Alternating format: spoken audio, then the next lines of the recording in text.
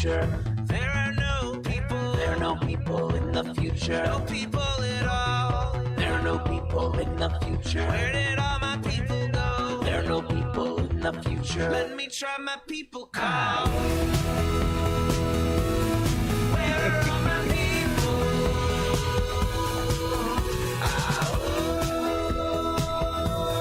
Where are all my people? I guess I'll fly away. Hey everybody, welcome to Raging Chickens Out to Coop Live. Yes, it is our live show from Monday, May 3rd, 2021.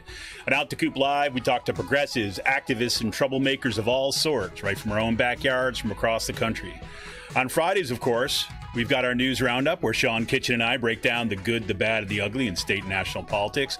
You can get both by subscribing to our podcast on Podbean, iTunes, Spotify, wherever you get your podcast. You can only be part of the conversation every Monday night at 7 p.m. Eastern. You don't want to remind everybody, if you're not already over on our live stream on YouTube, if you're still looking to get there, make sure that those folks you're on right now, make sure you're subscribing to the show, making sure you're liking the stream.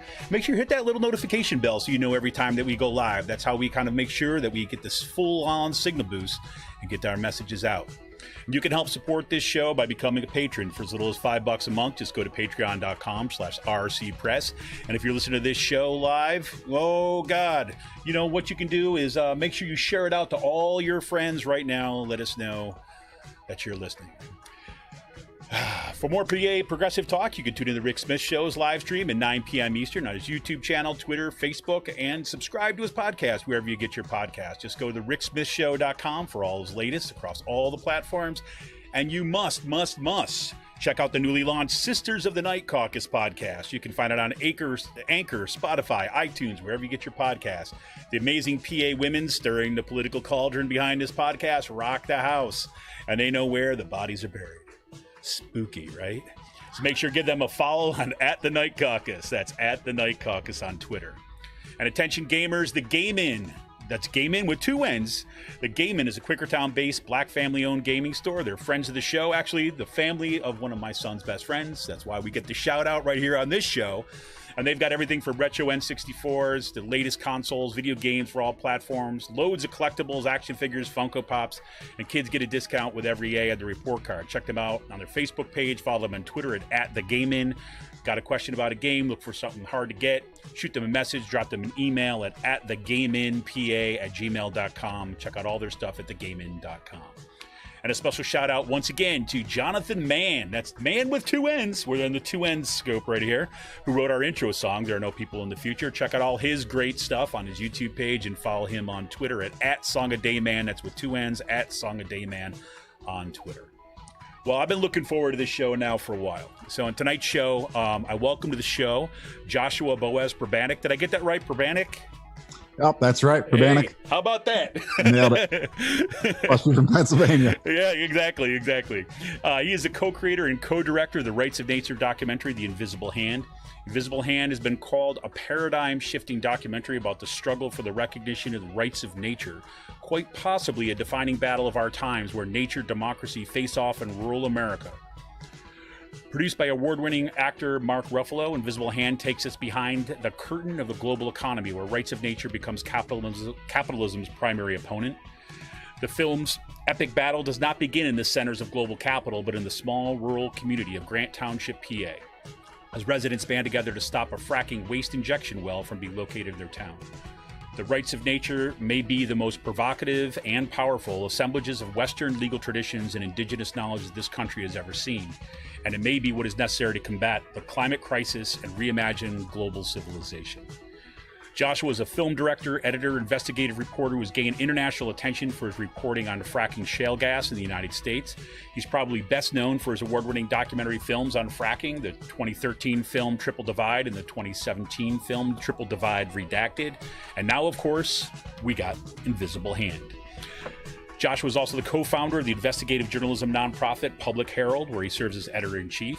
Public Herald has been cited in over 200 publications, including The New Yorker, Mother Jones, Rolling Stone, and The New York Times. Joshua, welcome to the show. Kevin, good to be here. Thanks for having me. Oh man, I can't tell you. Well, no, I should give a shout out for people who are wondering. Originally, Joshua's co-creator, co-director Melissa Troutman was going to join us tonight, but something came up shortly before the show. She wasn't able to make it. We're certainly got to be checking with her, and we have her on as soon as that kind of comes on in the future. Let me say this before we even get started in this. I freaking love this film. Okay. I have talked about it like probably just about every week that we've been touching upon issues about fracking or climate crisis or the climate crisis. It's like, not only do I think that this film raises the bar over kind of the kind of issues and the kinds of frameworks that we need to be thinking about as we move forward for even like a post-climate crisis civilization, right? But also it's just beautiful. I mean, so I just thank you for that alone. Well, thank you for sharing that. It means a lot. And, after 6 years of production for it, that's a great response to get. So I appreciate that. Well, yeah, absolutely. Well, and deserved every word of it too as well. So like I said, I gave us, a little bit of a, intro to that. The biggest struggle lead up to today to kind of introducing this film and introducing you was, like not including everything, right? Because there's so much you could say about here. Well, let me just kind of, before we get into the film itself, maybe you kind of take us back a little bit to say the genesis of this project. Because I know that it wasn't something to just, it kind of popped up and then, so you decided in a week you're going to make a film. But take us through a little about that journey, that what gets us to this kind of rights of nature, the documentary, and then eventually what we see here in Grant Township. Yeah.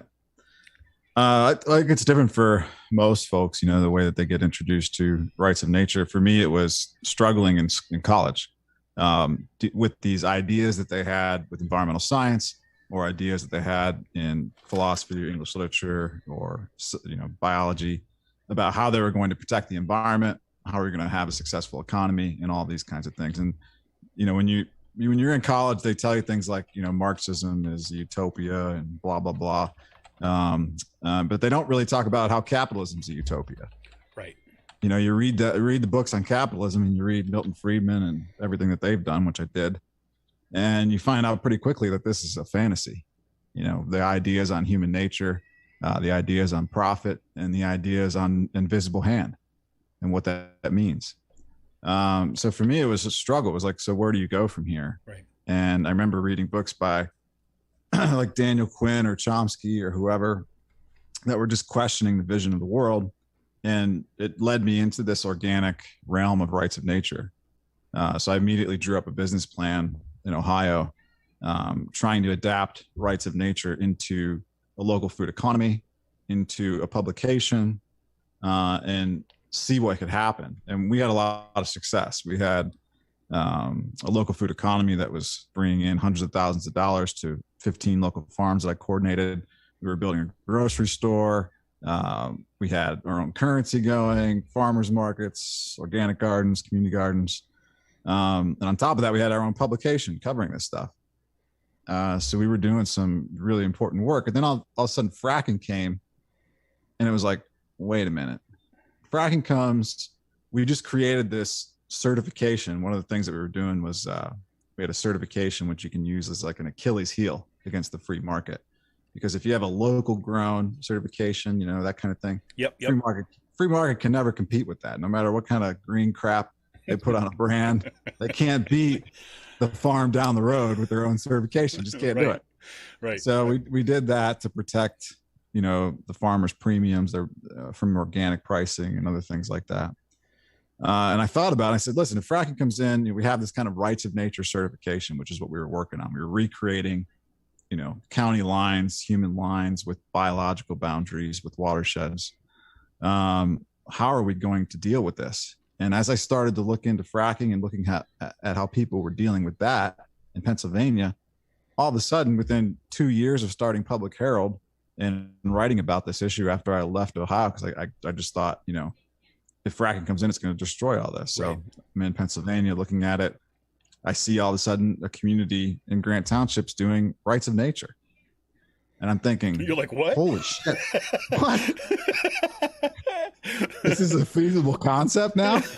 And because we weren't even talking about it. It was all like, ninja under the radar stuff. We weren't talking about rights of nature. All right. This is all like subtext beneath the, we're going to make you money plan. And then I was just blown away, and it just became like, it was so organic where, we had Triple Divide. We just finished that film. People were asking us after the show, what are we supposed to do now? How are we supposed to deal with all these problems? And we were giving them answers, and we thought we could never talk about rights of nature, but here's a community who's going to deal with those problems by passing a rights of nature bill, by enforcing a local law that says nature has personhood and they're not going to allow radioactive waste to be dumped there. And from there, it was just like, turn on the cameras and don't shut them off for 6 years. Yeah. So that you're talking about a 6 year, period of time, in which you're tracking this kind of. This is specifically 6 years in Grant Township. 6 years with Grant Township, going back there as much as possible. Yeah.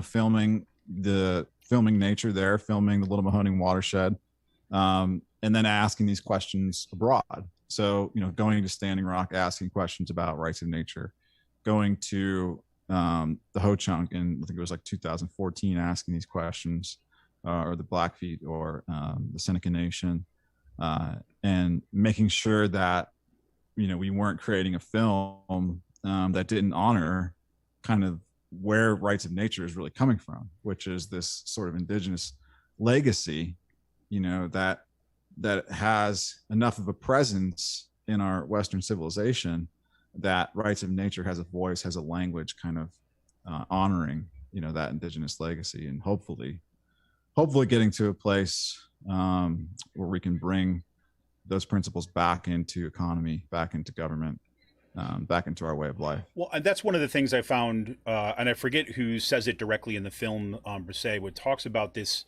merging, or this intersection, and a comfortable intersection at times between Western legal traditions, right, and indigenous knowledges, but that kind of emerging in this, in some ways organically, in some ways of like almost like a puzzle. How do we actually translate some of these things into a kind of a legal concept that allows us to assert these rights, that have it, like just exactly as you said, that are ancient, right, in terms of the way that we think about kind of respecting the earth. But of course, Western legal traditions aren't exactly set up to honor those from the beginning. So you're dealing with kind of whole sets of constructs of private property, about appropriation, and even as the film kind of discusses, like our relationships to, like, Western assumptions about what a relationship is to the planet, right? We've got to at its core. When we talk about that, most often we talk about it, in the idea of living within the laws of nature.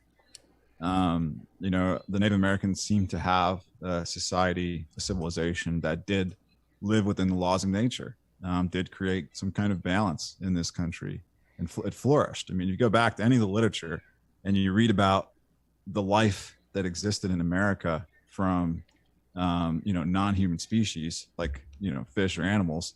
It was unreal, the kind of descriptions that happened, with the run of fish on the East Coast, like the salmon that used to run up the rivers on the East Coast of the United States. They don't even exist there anymore. Yeah, it's like, what? Salmon on the East Coast? What? Yeah, it's like insane. So, they had like a society that could at least honor these, these things and this way of life, through observing and applying the laws of nature within their own governance and within their own language and everything.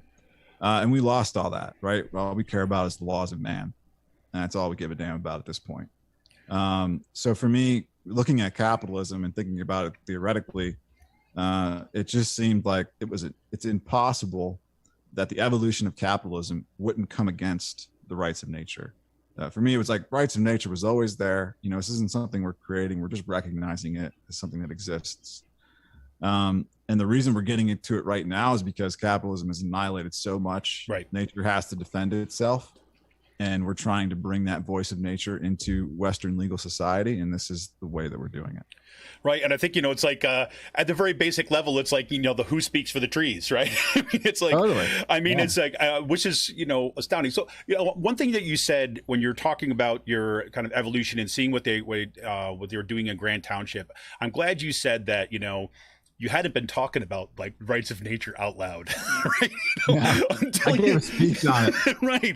I gave a speech on it in 2010 at a college, thinking that we would have a discussion, and professors and people were looking at me like I was talking sci-fi. Okay, so I was just like, thank you for saying that. It was because in college, 2010. Yeah, exactly. And I could imagine that experience because, frankly, when I talked to Chad Nicholson from CellDef kind of a few weeks back, and kind of looking at this current Grant Township from kind of that angle of things, and of course he's featured in your film too as well. Yeah, he's a star now. Chad's a star. Yeah, I asked him what it's like to be a movie star, and he was very uncomfortable with the moniker. But I told him it was coming one way or another. yeah, he seemed very uncomfortable. He's like, I reject the title. It's like, but star, that's just superstar. Well, yeah, and I just I think that was my initial sense when I was first seeing this rights of nature thing. I was like, all going through my mind was like, this is the kind of thing, if you went up to somebody, you said, yeah, we're looking for the rights of nature, that they're going to look at you as some absolute nut job, right? That you're kind of off on some sort of lunatic fringe. But it's really not that big of a jump, right? I mean, this is what I think the film shows so dramatically in Grant Township. I mean, Grant Township isn't some sort of leftover hippie communist commune, that was decided to survive over the years. I mean, these are just kind of like people living their lives trying to kind of like protect what little they have, right? And then this makes 100% sense to them, right? Mm-hmm. Absolutely. That's for me, one of the most interesting things about the film. One of the things that captures me the most is that you're introducing this concept to a community who would, under any kind of academic circumstances, be thought to reject the idea, right? You wouldn't go and approach this theory in a college and expect people to think that, Grant Township would accept rights of nature and pass it into a law. The same town that voted for Trump both times in the election, not traditionally what you would expect to see as having the most important environmental protections in the state of Pennsylvania. But that, you get to hear from those people directly rather than hear what you get from the radio buzz and the news buzz and everything else. And you find out that they care about water just as much as the rest of us. And because of that, they understand how important it is to protect it. And that becomes, the amalgamation of these environmental issues. They're all able to unify around clean water. And it just sort of takes off from there. And I think that, what's helped, I think, even bolster this in even a broader public now too, as well, is when we're starting to really draw serious questions about, say, the rights that have been given to corporations. Because, of course, we've handed corporations rights, right? So, and corporations are completely kind of, created and manufactured entities, right? I mean, they're nothing but human creations in order to protect capital in particular circumstances. Whereas the rights of nature, in a sense, has a more direct claim on rights, it would seem to me, than corporations did. And it's like that one-to-one. Well, if we've done it for corporations and we have a body of law that seems to support this, that we actually protect them under our Constitution, doesn't it make sense that we can do this for our ecosystems, which we are actually dependent upon and which we have helped, whether kind of directly or kind of indirectly, help destroy? And so it seems like, finally kind of regaining this partnership with something that, in my mind, seems to have more of a claim on those rights than any corporate entity ever could. Yeah, I think, the corporate entities, they really lost their trust with the people over the last decade. Dramatically. Right. I mean, corporations had a lot more trust from my perspective, like mid 2000s, than they do anywhere now or the last 10 years. And that has allowed people to get past that first real phase of this, which is, what is a corporations? Should we be granting corporations this power? What about corporate personhood? And getting past that, then they can ask these next questions. What about nature? Should nature also have legal personhood? And if a corporation does, then why couldn't nature? Just basic things that you see in the film. And I think that question is so simple and so common sense, that it catches like fire, like wildfire across the globe. And because, so few of our countries have any real overwhelming majority of rights of nature recognition, it's just blossoming from state to state and from country to country and from group to group, like we've never seen it before. It's in its, Melissa and I were talking about it. Initially, it was in its infancy when we started the film, but we do feel like it's moving into an adolescent phase, like a new phase of the movement. Well, and I think it's true too. I'm a Gen Xer, right? I grew up, thinking about nuclear warfare. I think about kind of like bombs being dropped. I've lived near, grew up in upstate New York, so Griffiths Air Force Base was 10 miles away. My friend and I used to sit downstairs and like figure out like, how long would we take for us to be dead after Griffiths Air Force Base was dead. That whole Cold War mentality. But of course, as we see with like the Sunrise Movement, we see with Greta Thunberg, we see with a whole new generation of activists.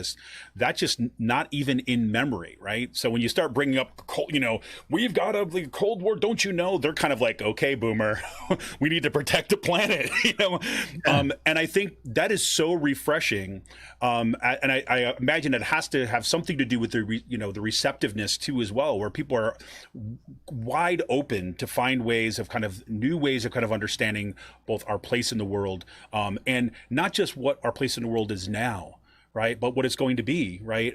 For several generations down the road. So let me, go ahead. Sorry, go ahead. I was just going to say, I mean, you're right. It's the fact that the boomers failed, it's this idea that they have any kind of authority to say what we need to do going forward. And that their plans that they created over the last 50 years are somehow working, and all of them are failing. Everything that we got from environmental protections under Richard Nixon's, signing of NEPA back in the 70s and stuff, it's all just failing. It's all a farce. So there needs to be a new way forward, and democracy recognizes that with people voting for this. The economy recognizes that because it can't get away from having to put nature in the decision-making process because it's eliminated so much of it and exploited it so badly. And more and more and more, the recognition of this reality that we need to live within the laws of nature, that we need to give nature personhood, is becoming common sense. And corporations are running scared. So, I mean, they're running scared, trying to pass new bills everywhere right now. 100%. So take us into the kind of film itself here. So when obviously Grant Township, Pennsylvania figures like strongly here, but it's certainly not like the only story. I mean, you take us to, Standing Rock, you're taking us to Bolivia, right? You're taking us to places around the globe. I mean, the stuff around the Great Lakes, again, I grew up in Utica, New York, spent a lot of time by the Great Lakes and things to see that the Great Lakes figured into this, into your film too as well. So it seems like that, take us into that. I was like, what do you kind of want to show? What did you want to kind of like lay out for people in this film? Well, it changed so much when we first started this film from where it is now, from where it initially started. But the one thing that stayed the same was the title, Invisible Hand. And we had that title because we wanted people to remember that one of the main things that need to be talked about here is the economy, is capitalism, the thing that's killing this planet. As much as we want to talk about how great rights of nature is, we also really need to reflect and deconstruct the capitalism and see where we are right now with that. And when we look at something like the invisible hand, and we look at Adam Smith's theory from Wealth of Nations about this concept, we can see that it falls apart pretty quickly. That the idea that there's this unseen force kind of controlling the market and balancing the market, allowing you to make profit, allowing I to make profit, and everything to come out for the better at the end and trickle down, isn't real any longer, because we've eliminated the resources for you to make profit, the resources for me to make profit. And that's not the kind of fulcrum, the kind of balancing beam that's going to work in an economy. It's only going to create a monopolization. It's going to destroy the resources you need to make profit, the one I need. And we have to come to terms with the new world. And capitalism is grappling with that through the invisible hand, through the one thing that's supposed to hold it all together. And what's happening is that nature is replacing, this human hand. Nature is becoming the force in the middle, and the deciding factor on what we're supposed to do, right? I mean, it's got Elon Musk so scared that he's about to go to Mars, right?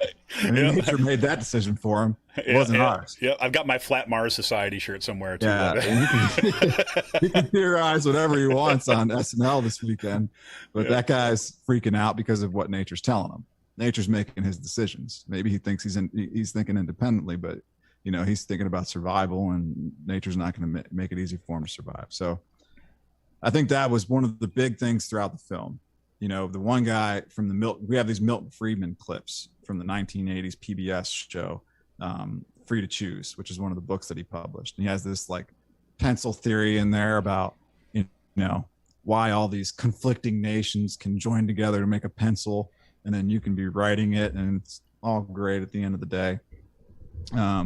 Totally disregarding nature and the whole concept and the whole theory, like the entire books that all of them write do. But one of the guys that are inside of the Milton Friedman thing says that, what is at the center of the spaceship making the spaceship run? Right. And that's kind of like what we need to get down to the root of, is what is making everything run. And we find out that, well, nature's making it all run. That's how everything survives. That's how everything works. It's not Milton Friedman's invisible hand or Adam Smith's invisible hand. It's not Milton Friedman's ideas on pencil theory.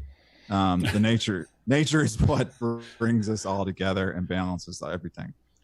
So that's really important to see throughout the film. And then when we reflect on that and we're trying to find who is the voice that, kind of like can teach us about nature and teach us about that world, that's kind of where we're going back into the Haudenosaunee and the Seneca Nation, where Daigle Winondas opens the film with his voice attached to nature. And you hear the prophecy, and you get to kind of watch their prophecy play out in the film with capitalism, with democracy, with Standing Rock, and with the environmental movement.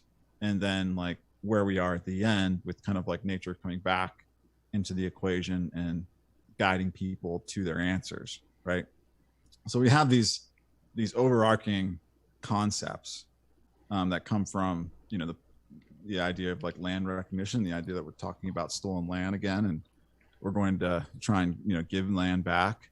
We want to recognize where we are. I am on the Haudenosaunee land up around the Triple Divide right now, talking to you in the watershed of Oswego Creek, which goes into the Allegheny River, referred to as Ohio by the Seneca Nation. So it's a lot about changing our language and changing the way we speak and think about things. And the film is putting you in that space. And that was most important for us, right? Just to challenge the way you think, challenge the foundation of your ideas.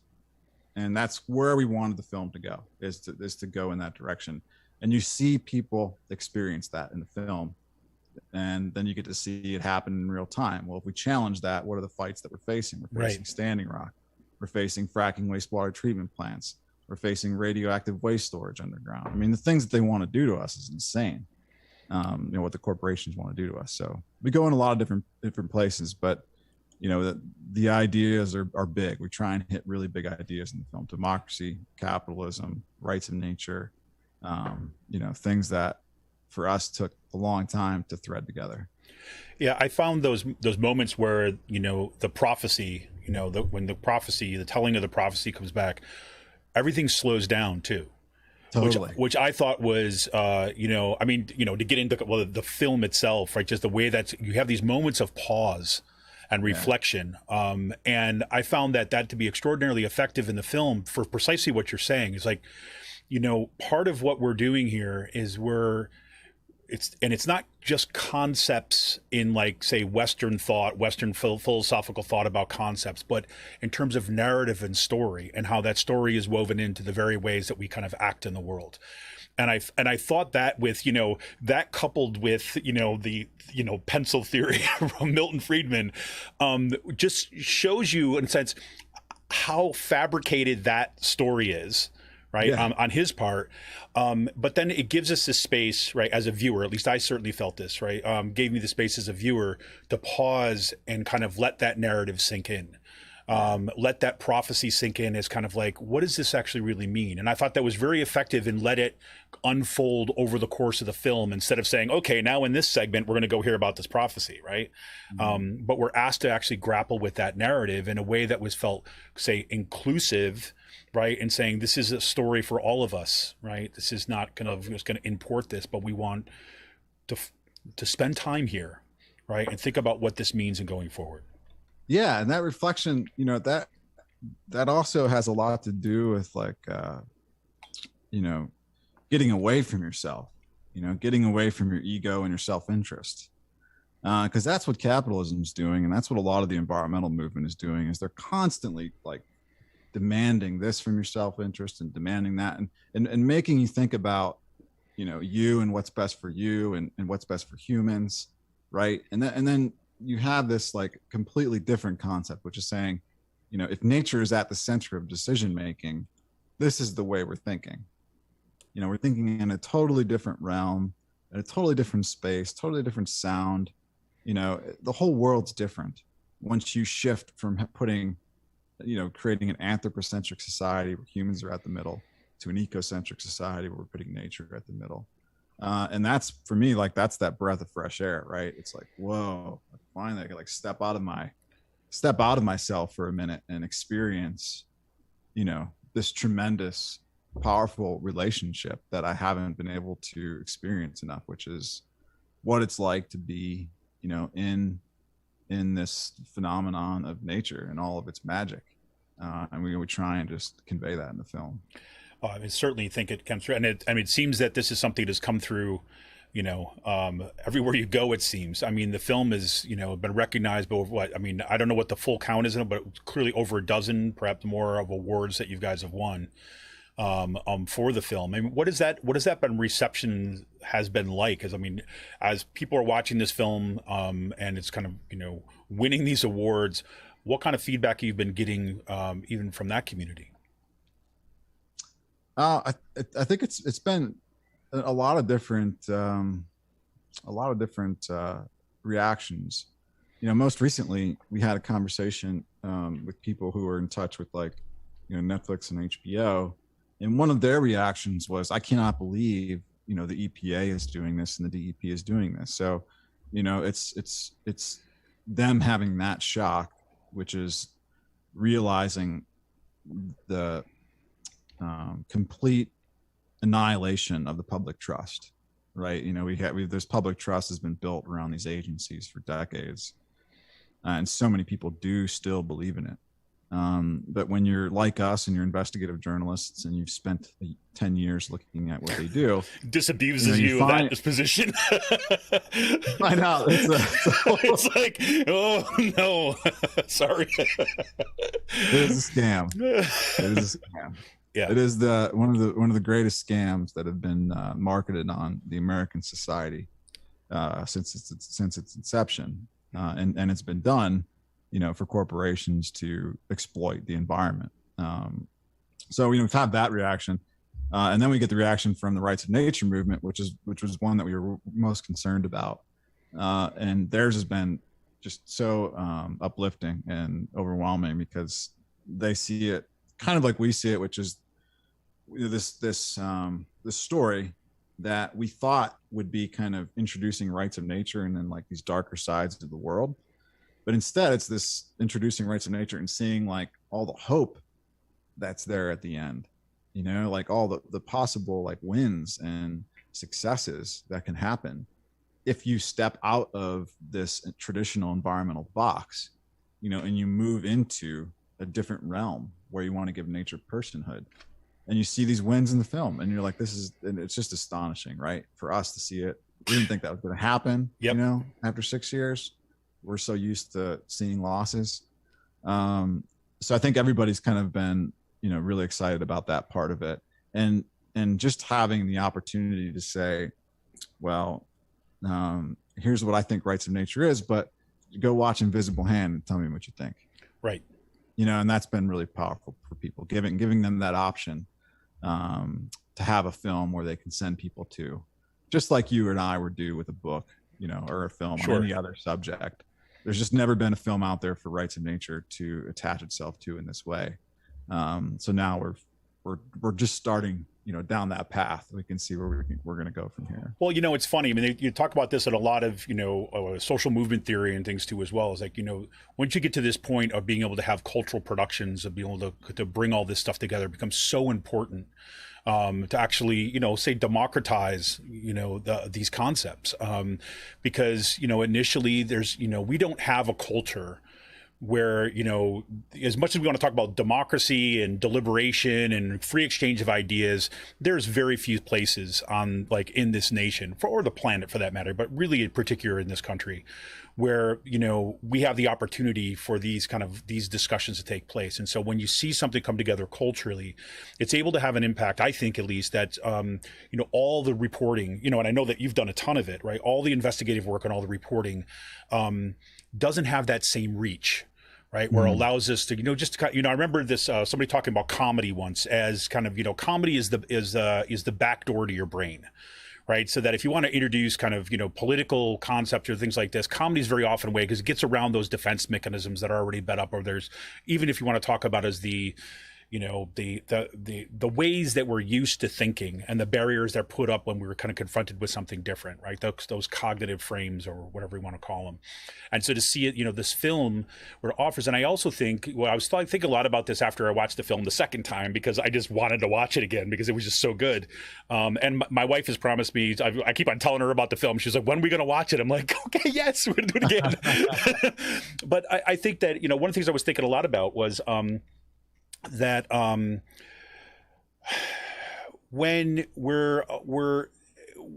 I think we've been all inundated with so much disaster, whether, you know, especially now amidst the pandemic, but it's not because of the pandemic. I think the pandemic only has kind of, I don't know, sharpened the edges of disaster. I mean, we've had a, you know, an economic collapse. We see kind of the climate crisis is in our face every single day. We see, you know, the destruction and the, you know, the open kind of, you know, racist policing and the assassination, to, you know, of African Americans in the street to protect white supremacy. We see this kind of stuff all the time. And so in some ways, I kept on thinking about this film, instead of the issues of, I mean, because look, I mean, you got some pretty serious issues at the core of the film, right? Is our planet going to survive, and is civilization have hope? I mean, really, I mean, that's the baseline, right? And yep. I think that because people have been immersed in that feeling, right? That feeling of, say, of despair, destruction, and anger, that instead of that, you know, those questions being devastating ones, they're actually like acknowledgement, right? Yes, these things are real, and I feel it too. So there was this moment, I felt at least, of kind of like being together in the film, right? And then being able to take us in a different direction where we saw glimmers of hope, you know? And I that's kind of really the way, if I had to talk about and this is, I've been fumbling with ways of putting that into words in multiple conversations that I've had with people at the film, but that's the kind of the way I keep on trying to frame what I walk away with, right? Because when I tell people, look, you know, we talk about climate change, they're like, oh God, another disaster film. I'm like, no. I mean, it's not that, right? This is not going to go, you're going to see there and you're going to feel like you have to lock yourself in a closet for a week. It's like, this is like so beautiful and hopeful despite that. So, you know, again, this goes back to the thank you, so because that's really what I felt was at the core of it, and it was able to bring it to, I don't know, such fruition in such a hopeful manner. So, well, we need to thank those people who did what they did. Totally, the people 100%. At Standing Rock, you know, who shared their story and fought that fight, and are still fighting that fight there. The people in Toledo, Ohio, you know, Marky and Tish from CellDef, who are still fighting for that lake, and the stories that they share. Stacy Long and her mother Judy, you know, Judy Juan Chisholm is Stacy's mom in the film, and she's just an amazing defender of Mother Earth, you know, kind of just coming out of nowhere and just creating this whole culture for rights of nature in Grant Township by knocking on doors and doing everything that they did. JP stepping up and getting elected in Grant Township as supervisor, and Stacy doing as well.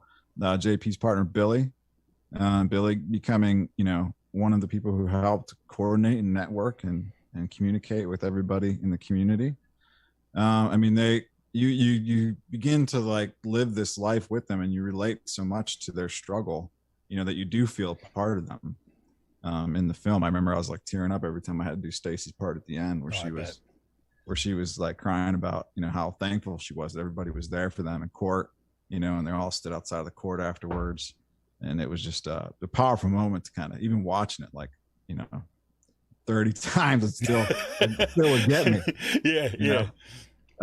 And then just to come back to like the core of that, and the core of that being, our connection to nature, and that being best represented through civilizations like the Seneca Nation of Indians or the Haudenosaunee prophecy. I mean, they're the ones to turn to for these answers, and to have them, at the end of the film to help kind of like guide us down that road. Yeah, like we were really happy with what happened there. So I hope people who are watching get to go see it, because there's just, especially if you're in PA, there's so many shots from Pennsylvania. Oh my God, yeah. Yeah, well, there's a ton of footage from PA. Absolutely. And, you can check out you can check out this film. You can check out all the information about it. You go to invisiblehandfilm.com. You go to invisiblehandfilm.com. You can rent it. You can buy it, as I did. Right? Yeah. You could become, I want to talk about Public Herald in a second, but you can become a patron of Public Herald and kind of all the work that they're doing kind of over there. But please do, seriously, definitely make sure that you see this. And, I've been saying that hopefully, I'm back on campus at Kutztown University in the fall. I'm going to be searching out folks. I know I've got a good community of folks. See if we can kind of put together kind of some showings and some showing of the films that we can make sure that right here and say, right in this area and everywhere across Pennsylvania for that matter gets to see this film, because it's absolutely critical. So to remind you, you can actually support this show right now. You can become a patron for as little as $5 a month. Go to patreon.com/RC Press. Make sure if you're watching us on YouTube right now, make sure you hit that subscribe button. Make sure you like this stream, and make sure you hit that little bell to remind you every time that we go live. The more that we can broadcast out and give a signal boost to everyone that we have on this program, the better. And if you got any we're getting kind of close to time here. So if anybody does have any questions or any kind of comments you want to throw in the YouTube chat, please let me know and I'll relay them and we'll bring it up here. Let me ask you this as kind of, I don't want to feel like we're kind of turning a corner, like a 90-degree angle. It's like, okay, now let's talk about this. But I think that, it kind of goes to was talking about, say, these, cultural productions, this film and stuff. But I do want to kind of give a shout out and a little space here to what you're doing at Public Herald. I think the role, of, say, investigative kind of independent media that's doing this kind of work, number one, it's a struggle to find people who are able to sustain that work. So to see what you're doing at Public Herald and to see the kind of work that you've been able to do over time is just astonishing. To see these films kind of come out of that space too as well is pretty remarkable. So can you talk a little bit about, say, Public Herald and kind of like what you're doing with that space, right? And how you're even freaking surviving at this point. First rule at Public Herald is we don't talk about Public Herald.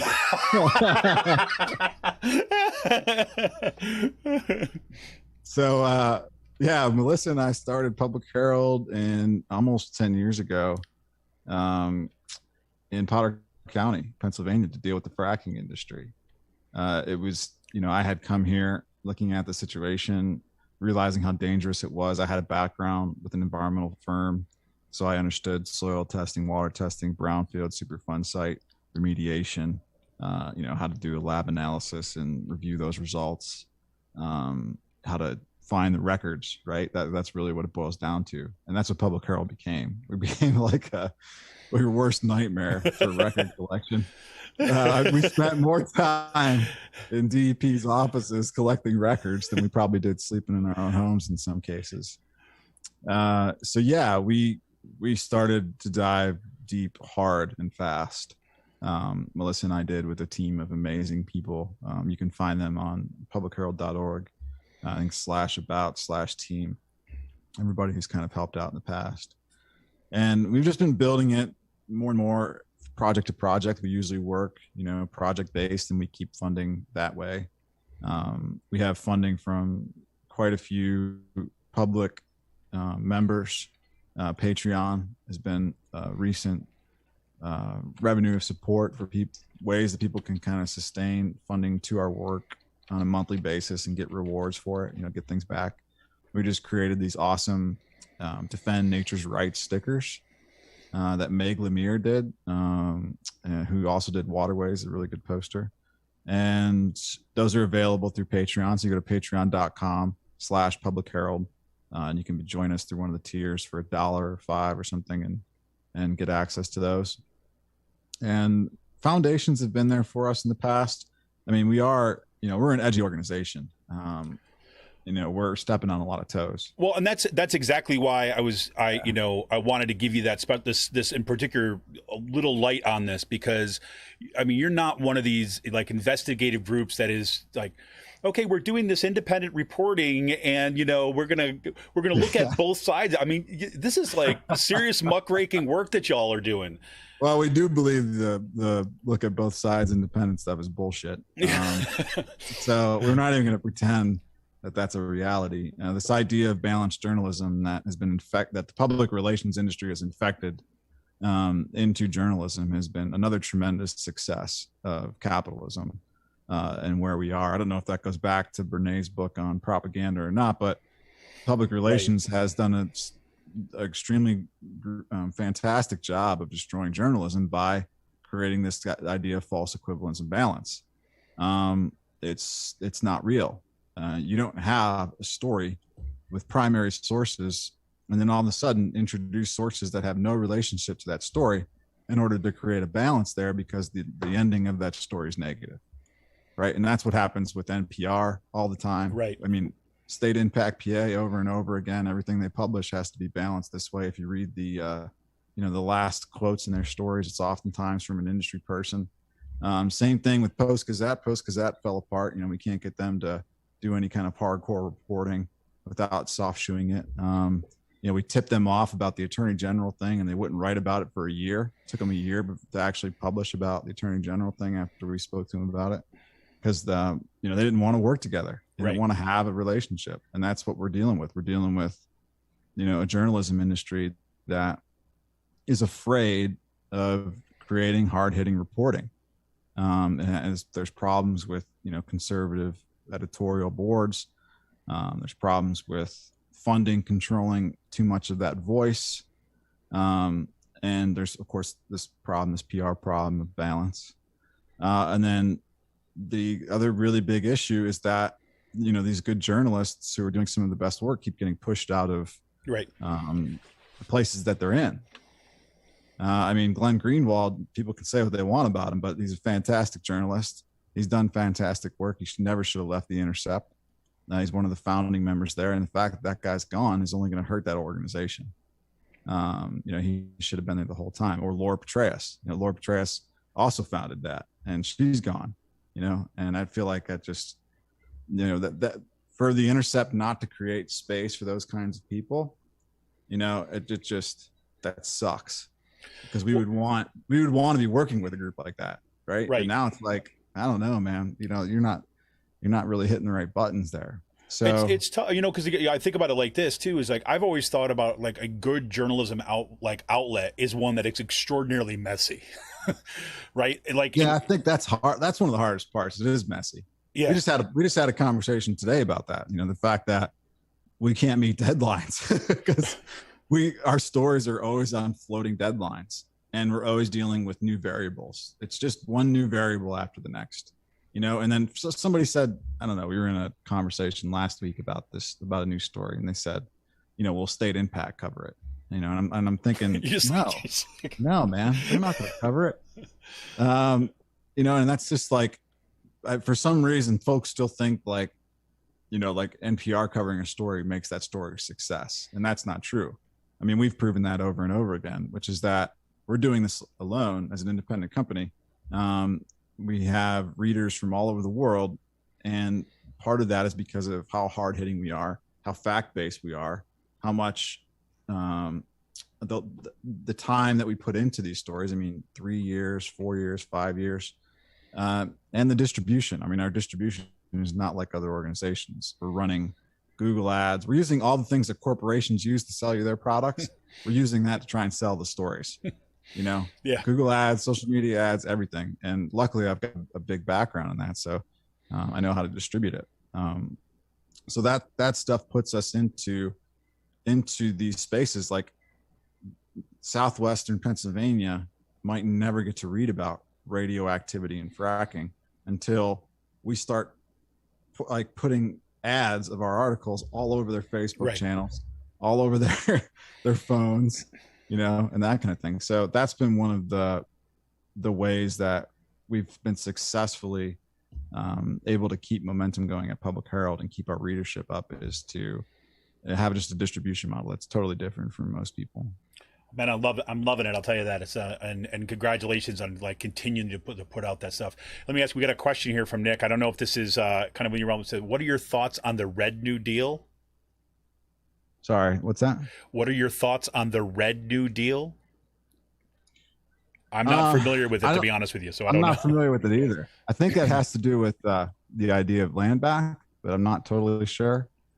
Just let me double check, because I remember hearing something about that, and I think that it immediately got flagged as communism, but of course it's not. It has to because it's got the color red in the title. yeah, it has to do with the idea of Native Americans taking control over the voice of something like the Green New Deal. Gotcha. And implementing, you know, their ideas into it. So I think that's necessary. I feel like the Green New Deal is not strong enough at all right now. It's just a kind of capitalism 2.0, which isn't going to do much for us. We need something a hell of a lot stronger than that at this point. You know, if we want to talk about climate change, that's one thing. But if we look at the collapse of ecosystems and the ecocide that's happening, you know, hopefully something like the Red New Deal would include nature, ecocide, rights of nature throughout that whole thing, right? I mean, nature, when we scanned the Green New Deal, I think nature had appeared one time in the entire language, the word nature. So yeah, we need something different. So Red Deal, definitely.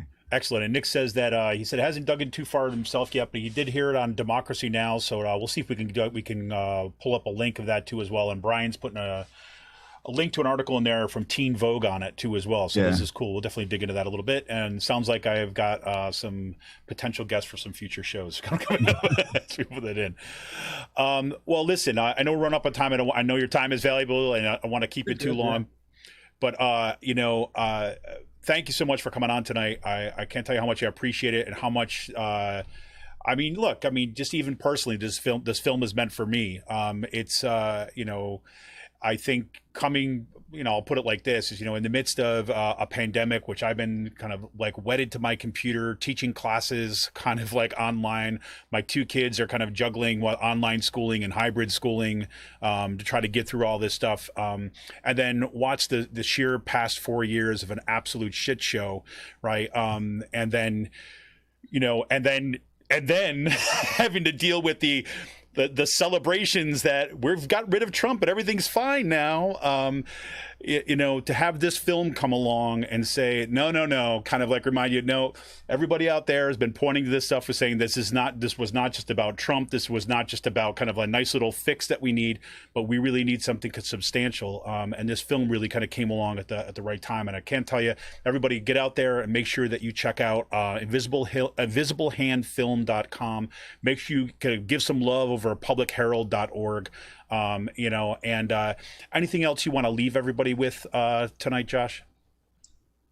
Oh, no, I think he did just a great job of sharing all these important points in the film. And, you know, I think that if folks can just be mindful of putting nature, you know, at the center of your decision-making, kind of removing yourself, I feel like that's one of the most important things, and making sure that, you know, you're recognizing nature in every way possible. Going forward, if you can. You know, every day there's a chance to defend nature's rights, so go for it. 100%. Well, again, thank you so much for kind of taking time out tonight. I appreciate it so much. Appreciate the film. Everybody, once again, head on over and make sure that you check out kind of invisiblehandfilm.com, and you will not be sorry, and share it with every single person that you know. Have viewing parties with as long as you get the correct license for it. Make sure. But tell your local libraries. If you're affiliated with an academic institution, make sure it's ordered in that institution. Put in your order, because this film is potentially that big, and appreciate time. So Joshua, thanks again for your time, and man, I'm looking forward to everything that you're putting out in Public Herald, and I'll be watching your film once again this week with my wife. So thanks Awesome, again Kevin. for that. Well, so glad to be here, man. Oh man, this is fantastic. All right, this is Kevin Mahoney, editor and founder of Raging Chicken. Want to remind you once again that you can help support the show by going to patreon.com/rcpress. Become a patron for as little as $5 a month, and make sure you kind of like subscribe to this channel. Make sure you like this show, and make sure you hit that little bell so you know every time we go live. We'll talk to you all soon. See ya!